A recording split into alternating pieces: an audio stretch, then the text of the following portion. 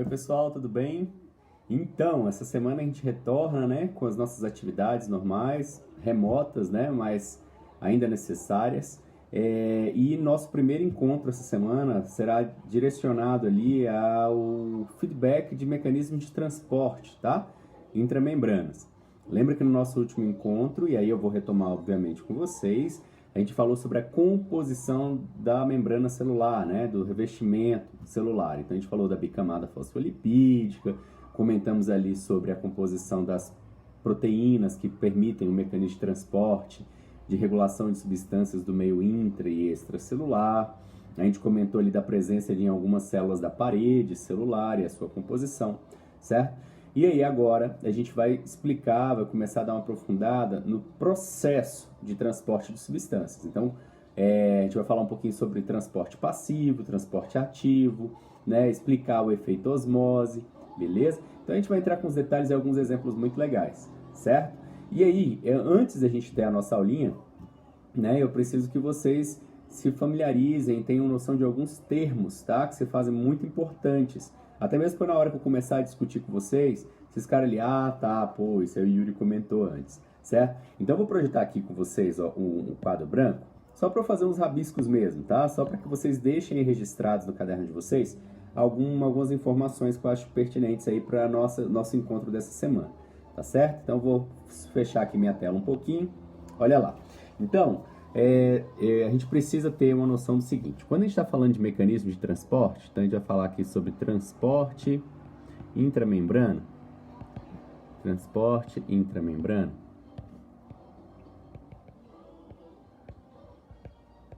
Parará. A gente fala o seguinte, ó.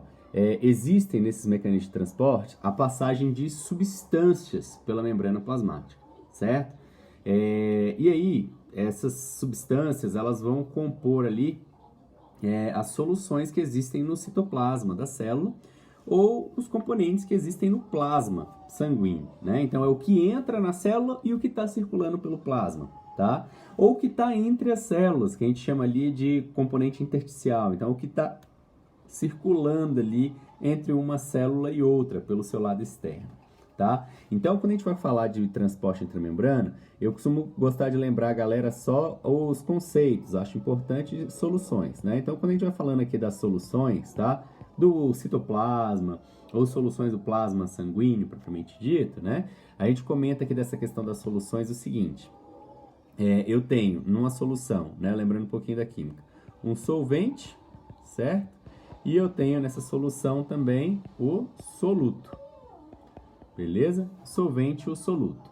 Bom, quem é o solvente aí nos esquemas que a gente sempre trabalha? A grande maioria representando os solventes eu tenho a água, beleza? E representando os solutos, uma vez que a gente vai falar aqui das substâncias que passam para o meio intra e extracelular, os solutos eu tenho os sais, os íons, né, sais, e também os componentes orgânicos. Então a gente vai falar as passagens de glicose, tá? Pela membrana, orgânicos. Passagem de glicose pela membrana, passagem ali, né, de aminoácidos, de ácidos graxos, beleza? Então, componentes inorgânicos são sais e os orgânicos que são esses aminoácidos, glicoses, ácidos graxos, etc. Certo?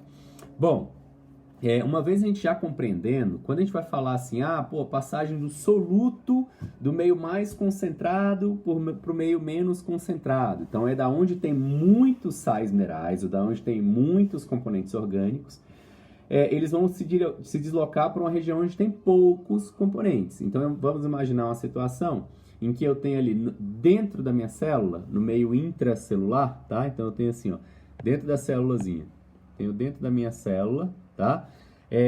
O citoplasma, certo? Citoplasma. E aqui fora eu tenho o plasma sanguíneo. Beleza?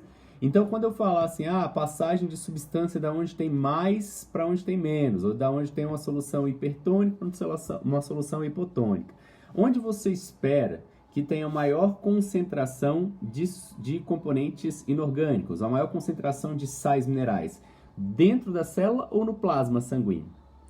Obviamente no plasma, né, Yuri? No plasma tem muito mais sais dissolvidos, tem muito mais glicose, tem muito mais aminoácidos. E aí, aos poucos, esses componentes do plasma eles vão entrando. Então, do plasma, quando passa aqui para dentro da célula, é o que a gente vai começar a discutir esse efeito de transporte intramembrana. Como que esses sais vão passar, como que a água passa pela membrana plasmática, né? Então, a gente vai discutir isso.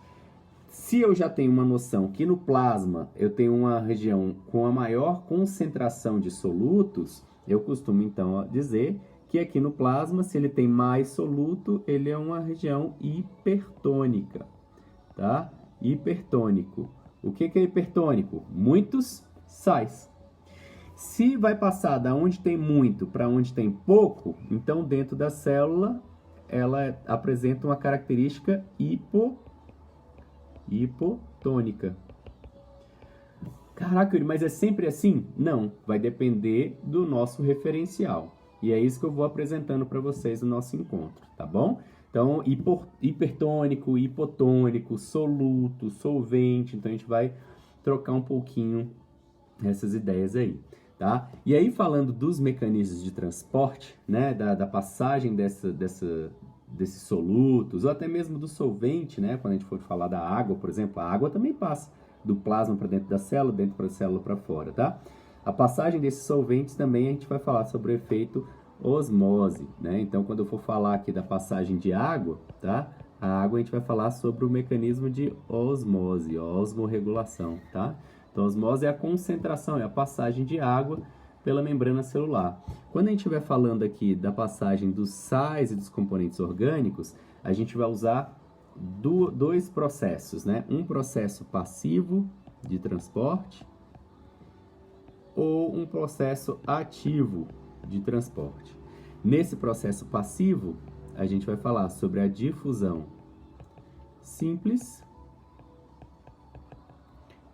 e a difusão facilitada, tá? Facilitada. Então, difusão simples, difusão facilitada. São os mecanismos de transporte passivo que a gente vai discutir logo mais. E aí, esse mecanismo ativo, eu vou mostrar para vocês que é quando eu preciso gastar energia. Quando a gente fala desse mecanismo ativo de transporte, tá? É porque necessariamente aqui, ó, eu vou ter que ir contra um gradiente de concentração, que a gente vai explicar, onde nesse processo aqui, o que me destaca é o gasto de ATP, que a gente já discutiu um pouquinho lá atrás e vai dar uma assentada. Então, aí são alguns conceitos que eu acho legais, tá? Eu acho importante. Hipotônico, hipertônico, solvente, soluto, osmose, tá? Difusão simples, facilitada. Então, é mais ou menos tudo que a gente vai discutir. Naturalmente, né, pessoal? A gente já discutiu que para que a gente mantenha um efeito de homeostase, né? De osmorregulação, por exemplo, de concentração de sais. O nosso corpo, para que ele entre em homeostase, para que ele entre em equilíbrio, ele precisa que esses meios hipertônico e hipotônico, eles se equilibrem, se igualem. Então, a tendência é para o nosso corpo ficar certinho, ele tende a manter a solução igual, né, característica dentro e fora da célula, para que a gente tenha um efeito metabólico mais eficiente. Então, esses serão os focos aí para o nosso encontro nessa semana, tá? Então, ligar o nosso radar. Esse materialzinho, tá? Ele tá disponível para vocês lá no SME capítulo 5, tá? E também tem nas minhas aulas disponíveis lá no nosso Drive, tá? Lá na Blackboard. Então, é só acessar lá, bonitinho, sagaz e monstrões, que vocês vão achar todo esse material. Beleza, bonitos? Aí, fechando o nosso encontro, só os rabiscões aqui. Aguardo vocês amanhã e até o nosso próximo encontro. Um beijão para todo mundo. Tchau, tchau.